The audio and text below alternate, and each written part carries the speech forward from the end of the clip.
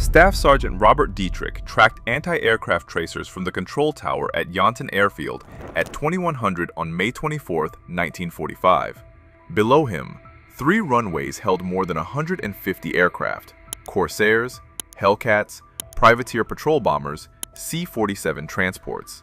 70,000 gallons of aviation fuel filled the dumps along the taxiways, and 12 Japanese bombers packed with 136 suicide commandos were already airborne, 4 hours north, heading straight for this field.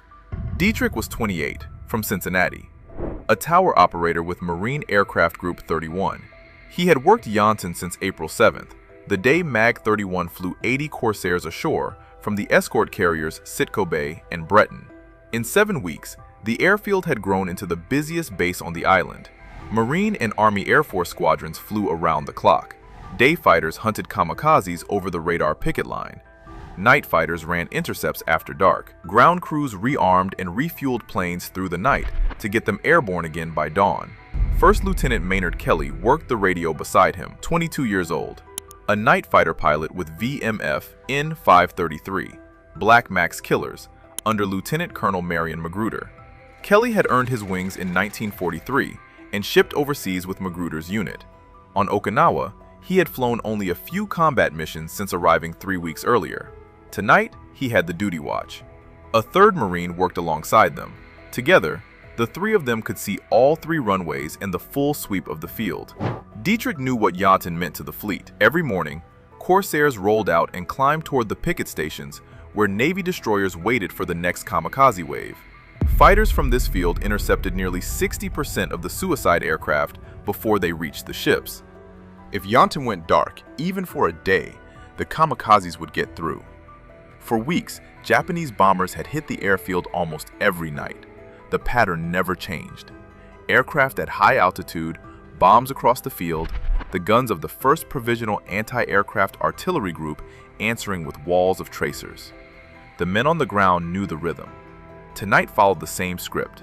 Just after 2000, bombers appeared over Yonton and neighboring Ieshima, high and fast. Between 2110 and 2205, 2 runs came through. Their bombs hit nothing critical. The firing slowed. Kelly told Dietrich he would pay $50 to get up there and take a shot. Minutes later, 3 bombers crossed over the field at once. Kelly raised his voice. The stakes, he said, had just gone up. The high-altitude runs were a screen. 50 conventional bombers had been sent ahead to pull the American night fighters and anti-aircraft guns away from what was coming behind them. 5 surviving Ki-21 transports, the type the Allies called Sally, were closing on Okinawa at 150 feet, low enough to slip beneath the radar net. Captain Chuichi Suwabe commanded the flight crews.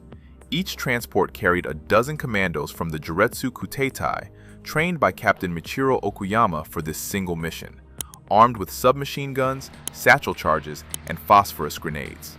Their orders? Belly land on the runway, destroy every plane within reach, and fight until dead. What happened next turned this airfield into a ground war where every mechanic grabbed a rifle. If this story grips you, hit like and subscribe. You will not want to miss the rest. At 22:25, Dietrich spotted a twin-engine aircraft skimming the treetops at the north end of the field. It was not bombing. It was not climbing. It was lined up with the main runway, dropping fast, gear up. Then 3 more appeared behind it. The anti-aircraft gunners of the 1st Provisional Anti-Aircraft Artillery Group had been firing at high-altitude bombers for 2 hours. Their barrels were hot, their crews were tired, and the aircraft now sliding across the treetops at 22:25 were not following any pattern they had seen before. Dietrich watched from the tower as the lead Sally came in at rooftop height from the north. Marine gunners on the perimeter swung their weapons down and opened fire. Tracers stitched across the dark at nearly flat angles. The first transport shuddered, rolled left, and came apart before it reached the runway threshold. Burning wreckage scattered across the scrub north of the field. 5 minutes later, 3 more appeared, all low, all heading for the runway with their landing gear up. The guns along the eastern and western edges of the field fired simultaneously. One Sally caught a burst in its left engine and cartwheeled into the dirt south of the airstrip. A second absorbed dozens of rounds and pancaked into the taxiway, breaking apart on impact. The third took a direct hit from a 40mm gun. Its left wing separated from the fuselage in midair. That wing fell on a searchlight position manned by Corporal Lavat O'Miller and Private Nathaniel Collinsworth from the 16th Anti-Aircraft Artillery Battalion. The severed wing struck the emplacement and buried both men. Neither survived. They were the first Americans killed that night, not by enemy fire, but by 3 tons of aluminum falling out of the sky. Dietrich saw the explosions from the tower. He saw the burning wrecks and the tracers crisscrossing the field. But what he did not see, what none of them saw, was the 5th Sally. It came in lower than the others, wheels up, no running lights. It cleared the anti-aircraft positions at the south end of the field and touched down on the northeast-southwest runway at approximately 22:30. The belly of the transport scraped across crushed coral, throwing sparks and dust in a trail 200 yards long. It slid to a stop roughly 100 meters from the control tower. Dietrich was the first to see what came out.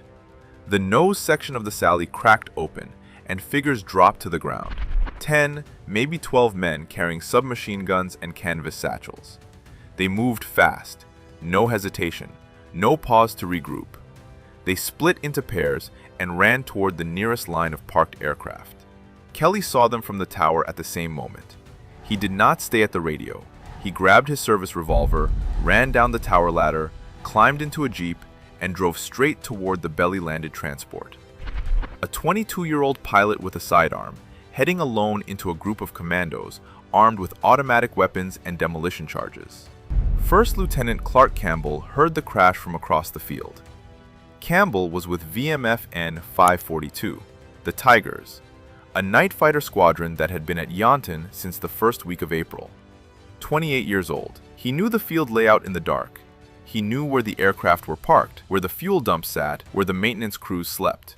When the Sally skidded to a stop, Campbell understood immediately that this was not a bombing run. Someone had just landed troops on their airfield. Campbell grabbed Technical Sergeant Chandler Beasley and started moving toward the flight line. What they had was a sidearm each and the knowledge that 150 American aircraft were sitting in the open with their fuel tanks full. The first grenade detonated against a Corsair 60 seconds after the commandos hit the ground. Then a second. Then the fuel dump along the eastern taxiway erupted in a column of fire visible from 5 miles out. The commandos moved through the parked aircraft in pairs, exactly as they had rehearsed. One man would clamp a magnetic charge or satchel onto the fuselage of a larger plane, a privateer, a C-47, while the second threw phosphorus grenades at the smaller fighters on either side. They worked from east to west along the flight line, away from the belly-landed Sally and toward the densest concentration of Corsairs. Dietrich tracked the fires from the tower. One Corsair was burning near the northeast runway, then a second. A privateer patrol bomber erupted 30 yards further down the line. Its fuel tanks caught and the wings collapsed inward. The eastern fuel dump was already a wall of flame. 70,000 gallons of aviation gasoline had gone up in the first 2 minutes, and the light from the blaze turned the entire airfield into a bright orange theater where every aircraft, every vehicle, and every man on the ground cast hard black shadows. Private Jack Kelly, a fighter squadron mechanic, had been working on a Corsair engine when the alarm sounded at 22:30. He ran for the nearest bunker and threw himself inside. A dozen other ground crew were already there. None of them had weapons. The belly-landed Sally sat roughly 100 meters from their position. Through the bunker entrance, Kelly could hear grenades detonating against aircraft and the sharp crack of submachine gun fire. He could see the glow of burning fuel reflecting off the underside of low clouds. All they could do was listen and wait, and hope that someone with a rifle would arrive before the commandos found them. Kelly reached the area around the Sally in his jeep. He drew his service revolver and fired at the nearest figure he could identify in the firelight. The details of what happened next depend on which account survived the night.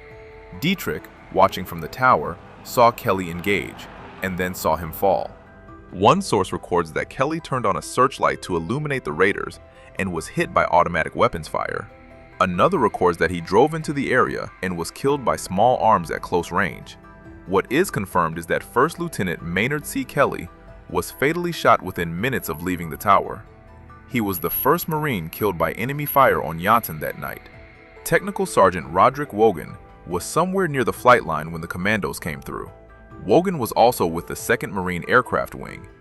He was killed by small arms fire in the same opening minutes. The circumstances of his death were not recorded in detail. In the chaos of a night ground battle among burning aircraft, individual actions disappeared into smoke and noise. The problem was not courage. The problem was that Yanton was an airfield, not a defensive position.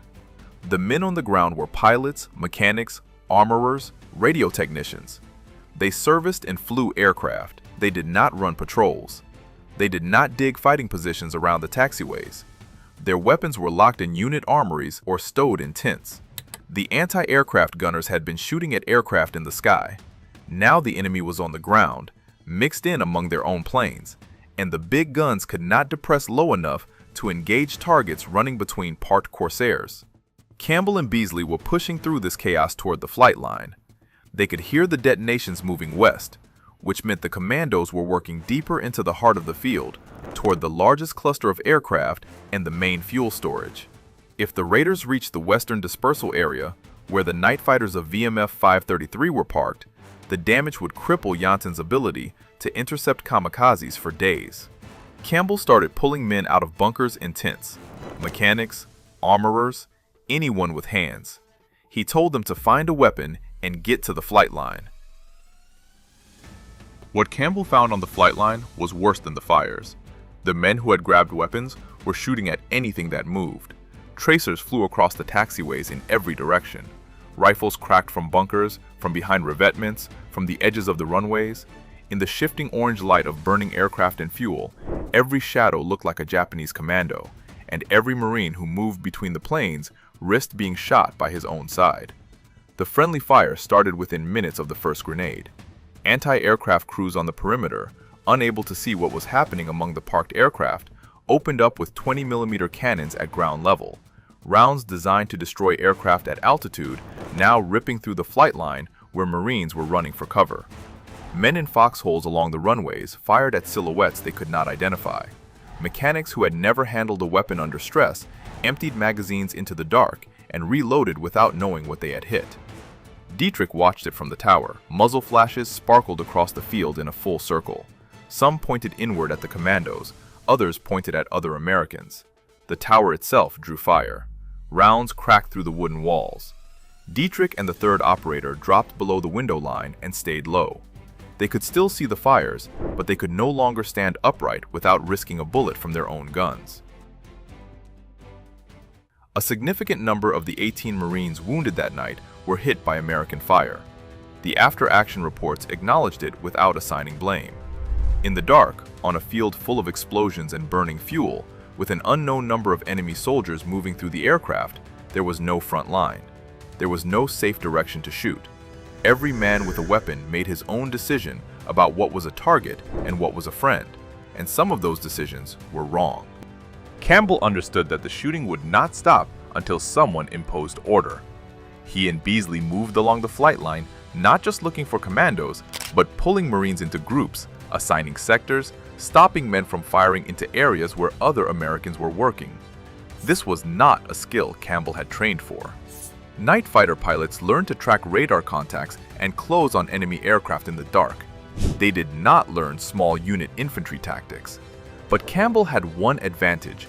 He knew the physical layout of Yanton better than any infantryman could, because he had taxied across it, walked it, and worked on it every day for 7 weeks.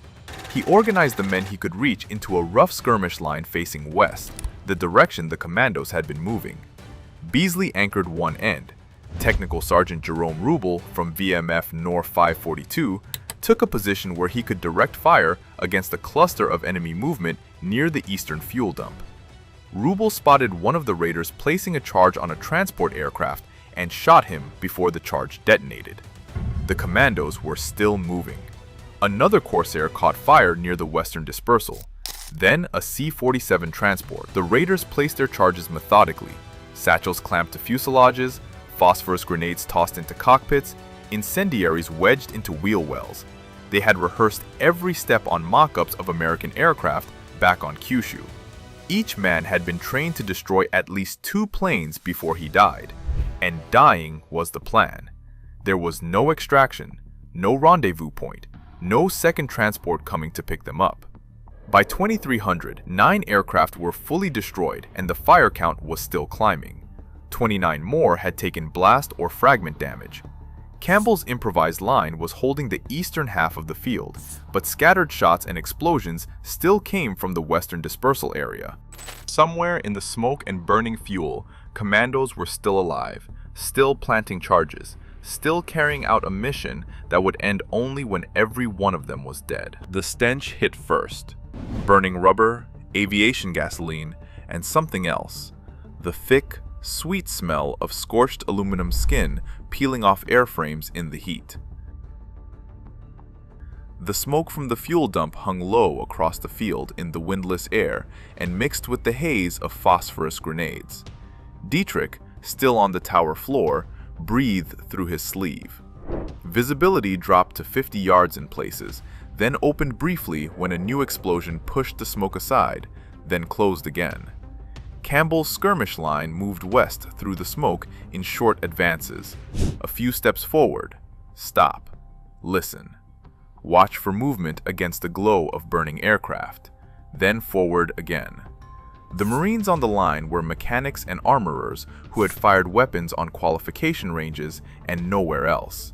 They gripped rifles they had pulled from armory racks 10 minutes earlier. Some still had grease on their hands from the aircraft they had been servicing when the alarm sounded. The commandos had split into smaller groups, 2s and 3s, spread across an area nearly half a mile wide. Each group operated independently. They had no radio communication with each other and did not need any. Every man carried phosphorus grenades that burned at 2,000 degrees. Every man carried a pistol with one purpose everyone understood.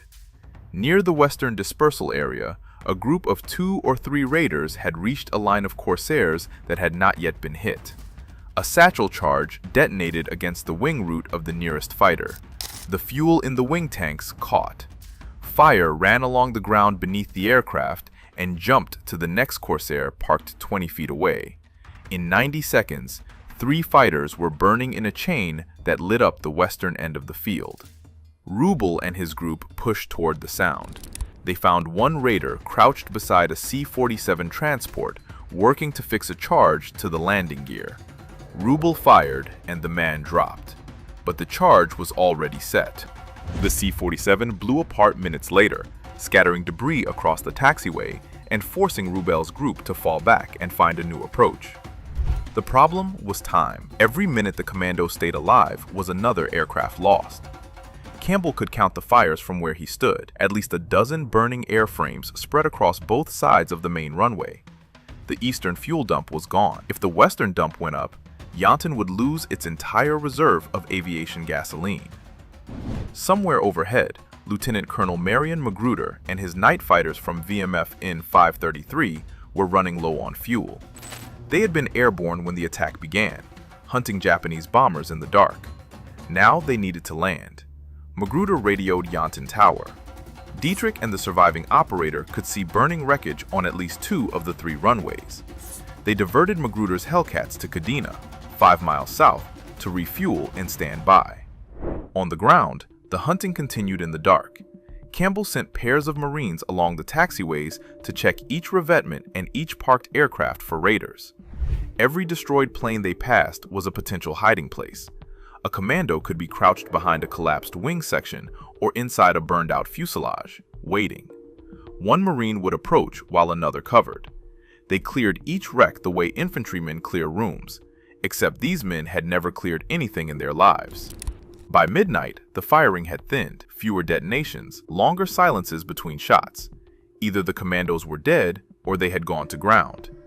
Campbell had no way to know which. What he knew was that his line had reached the western fuel dump and it was still intact. That was the one thing that had gone right since 2230. Campbell changed tactics after midnight. Instead of pushing the skirmish line forward, he set up stationary positions at the key points that still mattered: the western fuel dump, the surviving cluster of night fighters near VMF in 533's dispersal, and the approaches to the main runway. If any commandos were still moving, They would have to cross open ground to reach another target. And on that open ground, against men who are now dug in and watching, they would be visible against the firelight. Beasley held the position nearest the western dispersal. Rubel covered the southern taxiway. Campbell moved between them, checking fields of fire, adjusting positions, making sure no one shot at friendlies. The random firing that had ripped across the field for the past 90 minutes had mostly stopped. The men on the line understood the system now. Hold your sector, watch your front, do not fire unless you can identify a target. It had taken an hour and a half to turn a crowd of panicking airfield personnel into something that functioned like a defensive perimeter. Campbell had done it without infantry manuals, without radio contact with higher command, and without knowing how many of the enemy were still alive. The answer came in pieces. A raider was spotted near the northeast runway at approximately 0100, crouched behind the wreckage of the belly-landed Sally. A Marine fired, the figure dropped and did not move. 20 minutes later, another was found inside a burned-out C-47 on the eastern taxiway. He had a pistol and one remaining grenade. He did not surrender. Marines shot him where he sat. One by one, through the early morning hours, the commandos were found. Some had crawled into drainage ditches along the runway edges. Some had wedged themselves into the gaps between revetment walls. Some were already dead, killed by blast fragments from their own charges or by gunfire during the opening chaos. None of them attempted to give up. None called out. None raised their hands. Dietrich remained in the tower through the entire night. When the firing around the tower subsided enough for him to stand, he resumed scanning the field. At one point in the early hours, he spotted a figure moving near the southern end of the main runway, the last raider he could identify from his elevated position. He fired. The figure went down. Dietrich would later tell combat correspondent Sergeant Claude Knupp that he had fired at the first commando he saw and at the last one still moving on the field. Knupp himself spent the night in a foxhole near the airfield perimeter. A former sports editor from Anderson, South Carolina, assigned to Marine Aircraft Group 31 as a combat correspondent. He could hear the explosions, the gunfire, the anti-aircraft rounds cooking off in the heat of burning aircraft, confusion, indiscriminate shooting, and fire in every direction. In the days that followed, Knupp tracked down Dietrich and other tower personnel and recorded their accounts on onion skin paper, the only detailed first-person narratives of the night that survived the war. At 0300, Magruder's Hellcats received clearance to return from Kadena. The main runway had been partially cleared. Marines had pushed the largest pieces of wreckage off the coral surface by hand and with a single bulldozer that still ran. Magruder brought his night fighters in between the fires, landing on a strip lit not by runway lights, but by the glow of burning Corsairs on either side. Dawn came at 0530. The smoke that had hidden the field through the night now lifted into a gray column visible from ships offshore. Campbell's Marines were still in position. The firing had stopped.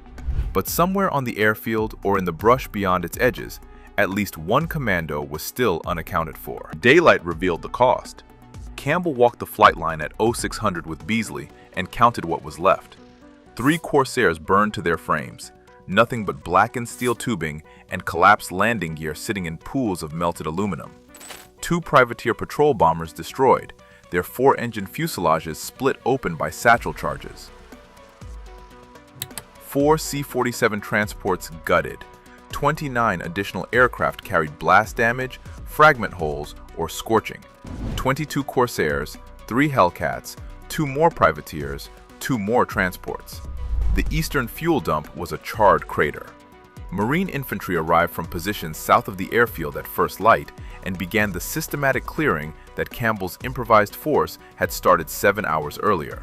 They moved through the wreckage in fire teams, 4 men at a time, covering each other as they checked every burned airframe, every revetment, every drainage ditch. They found bodies. 69 Japanese dead lay scattered across the field and the surrounding scrub. Some had been killed by gunfire, some by their own explosives. Some had used their pistols on themselves when they had nothing left to destroy. No prisoners were taken. None had attempted to surrender. The belly-landed Sally sat where it had stopped, 100 meters from the tower. 11 bodies were recovered in and around the transport, including the crew. A map taken from the body of one of the officers showed Yonton's layout in precise detail. Large red crosses marked the exact parking positions of VMF N-533's Hellcats and another red cross on Lieutenant Colonel Magruder's tent. The commandos had known exactly where the night fighters were. They had not reached them.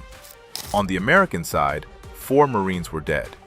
First Lieutenant Maynard Kelly and Technical Sergeant Roderick Wogan killed by enemy small arms fire. Corporal Levate All Miller and Private Nathaniel Collinsworth killed when the severed wing of a Sally crushed their searchlight position. 27 more were wounded. A significant number of those wounds came from friendly fire, Marines shooting at Marines in the dark among burning planes. The runway was cleared by 0740. Engineers with bulldozers pushed wreckage off the coral surface. Ordnance crews swept for unexploded charges. Ground crews towed damaged aircraft to repair areas. By 0800, the first Corsairs were rolling down the main runway and climbing toward the radar picket stations where the fleet still waited for the next wave of kamikazes. Yonton was operational again less than 10 hours after the commandos had landed on it. The speed of the recovery told the strategic truth. Operation Gigu had inflicted visible damage. 38 aircraft hit, a fuel dump destroyed, 4 men killed. But it had not shut down the airfield for more than a single morning. The Corsairs that burned were replaced within the week. The fuel was resupplied. The night fighters that the commandos had specifically targeted were untouched. The 60% interception rate against kamikazes continued without interruption. For Kelly, there would be a Navy Cross, posthumous.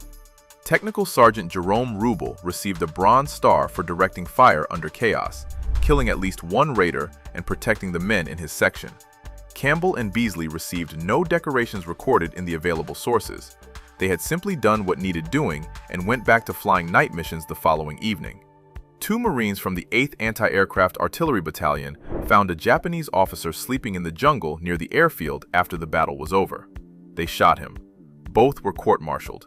The war had rules, even on Okinawa, even after a night like that. The last commando was found at 12:55 on May 25th, a quarter-mile behind the headquarters building of Marine Aircraft Group 31. Marines shot him in the brush. He had survived nearly 15 hours on an airfield crawling with armed men who were looking for him. He did not surrender. 1 raider was never found at Yonton at all.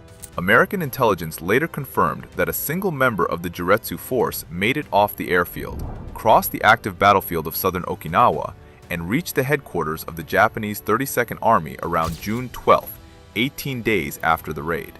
His name was not recorded in American sources. His report changed nothing. The 32nd Army was already collapsing.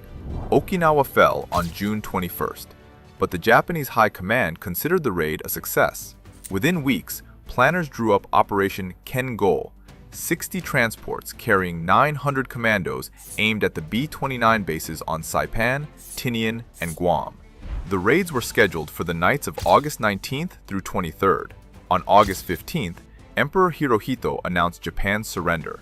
The operation was canceled. The war was over. Staff Sergeant Robert Dietrich went home to Cincinnati. His account of the night, recorded by combat correspondent Claude Canup on onion skin paper, sat in Canup's personal binders for decades. Canup, the former sports editor from South Carolina, returned to journalism after the war and kept his Pacific dispatches in a collection that his family preserved after his death in 1999. The Dietrich interview and the story of the tower that night were rediscovered by Canup's daughter Linda and published in Naval History magazine in 2010. 65 years after the raid. Lieutenant Colonel Marion Magruder continued to command VMF 533 through the end of the Okinawa campaign. His squadron, Black Max Killers, was credited with shooting down 5 of the incoming bombers on the night of the raid, the night fighters that the Juretsu commandos had specifically targeted but never reached. Clark Campbell and Chandler Beasley went back to night fighter operations with VMF N-542. The squadron earned a Presidential Unit Citation for its actions on Okinawa between April and August 1945. Major Robert Porter and Captain Wallace Sigler became the first night fighter aces on the island during that same tour. The Tigers flew from the same field that Campbell had defended on foot with a pistol and a group of mechanics. Maynard Kelly was buried in the Marine Cemetery on Okinawa. 22 years old, raised by his grandparents in Seattle, commissioned in 1943. He had been on the island for 3 weeks. He was the first man on Yaunton to fight back. Corporal Levate Miller and Private Nathaniel Collinsworth remain among the lesser-known casualties of that night, anti-aircraft gunners who never saw the enemy reach the ground. The field where all of this happened is gone. Yaunton reverted to farmland after the American occupation ended. There are no runways left, no tower, no revetments. The crushed coral that Kelly's Jeep drove across in the dark has been covered by soil and crops for 70 years. But the night of May 24, 1945, happened. Mechanics picked up rifles. A pilot drove a Jeep into a firefight with a revolver. A tower operator watched it all from a wooden box above the flames and lived to tell it. They deserve to be remembered.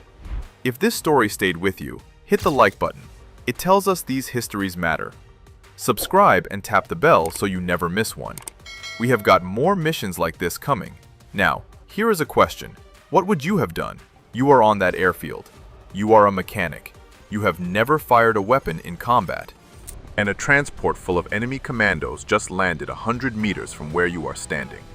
Drop your answer in the comments, and while you are there, tell us where you are watching from, country, city, wherever you are. Every comment helps this channel reach more people who care about keeping these stories alive. These men did not fight for headlines. They fought because the field was theirs and someone had to hold it.